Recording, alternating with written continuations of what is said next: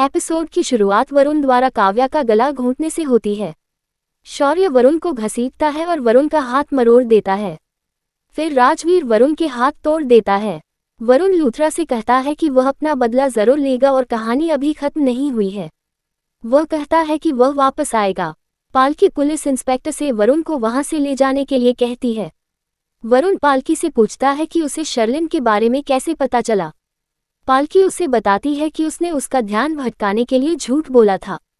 वरुण को लगता है कि वह पालकी से भी बदला लेगा। पुलिस अधिकारी वरुण को वहां से ले जाते हैं। दूसरी ओर करण प्रीता को बाहर ले जाता है। गिरीश करण को बताता है कि डॉक्टर इंतजार कर रहे हैं। डॉक्टर प्रीता की जांच करता है और करण को प्रिस्क्रिप्शन देता है। करण गिरीश को दवाइयां लाने के लिए भेजता है। वह निधि को प्रीता के लिए गरम सूप बनाने के लिए कहता है। निधि रसोई में जाती है। वह आरोही को बताती है कि प्रीता मर नहीं रही है। वह कहती है कि वह अंशुमान को नहीं छोड़ेगी।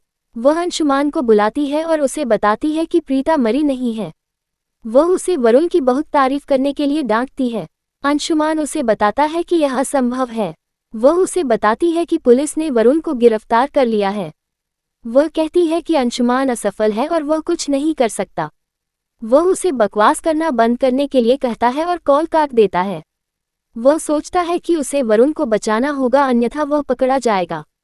इस बीच प्रीता को होश आ जाता है। वह कहती है कि उसे काव्या को वरुण से बचाना चाहिए। करण प्रीता को बताता है कि पुलिस ने वरुण को गिरफ्तार कर लिया है और काव्या ठीक है। वह उससे कहती है कि वह एक बार काव्या से बात करना चाहती है। वह उसे पहले कपड़े बदलने के लिए कहता है क्योंकि वह लंबे समय से कंटेनर में थी। वह कपड़े बदलने के लिए अंदर जाती है। वह बाहर आती है। वह उससे कहता है कि वह कमजोर है, इसलिए वह उसके बाल सुखाने में उसकी मदद करेगा। वह उसकी मदद करता है। निधि वहां आती है और ये देखकर गुस्सा हो जाती है और वहां से चली जाती है। हर कोई वहां आता है। प्रीता काव्या के पास जाती है और उसे गले लगाती है। शौर्य वहां से चला जाता है। उसे याद आता है कि कैसे करण प्रीता को लेकर चिंतित था।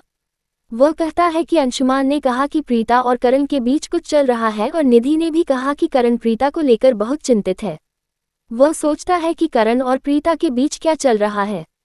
निधि आरोही से कहती है कि प्रीता बिना पिछली यादों के भी करण के प्यार में पड़ सकती है।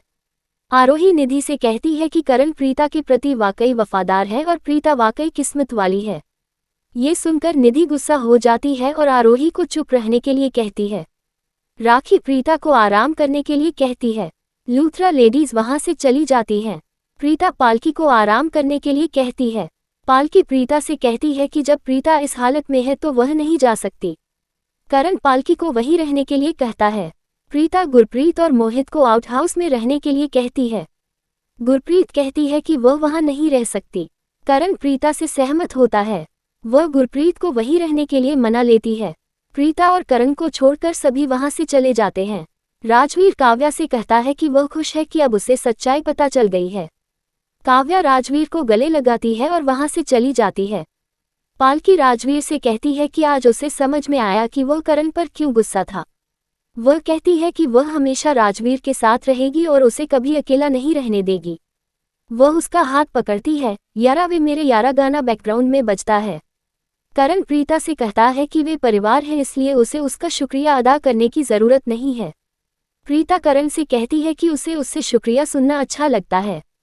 वह सोचता है कि क्या प्रीता को अतीत याद है।